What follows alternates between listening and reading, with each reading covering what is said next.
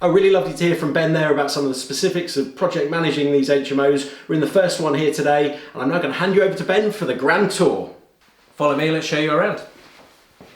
Here you can see the section of wall where we had to move the size of the kitchen out to accommodate the new ensuite. Onto the ground floor bedroom, you see where we've created a new wardrobe to make maximum use of the space where the walls had to jut out, and created a brand new ensuite in an area that used to be the kitchen.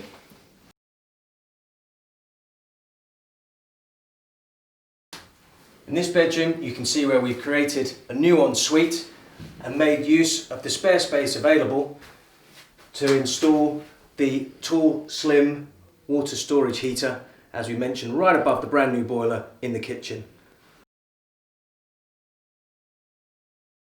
This room we've also moved the wall to create another ensuite, making use of what was the family bathroom to a smaller ensuite and gain the appropriate size required for a bedroom.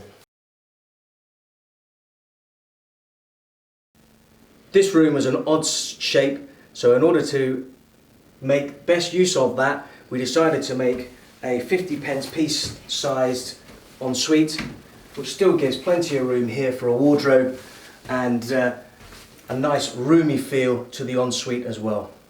Using 2-foot doors, we're able to create a decent size entrance without taking too much space in the room as well.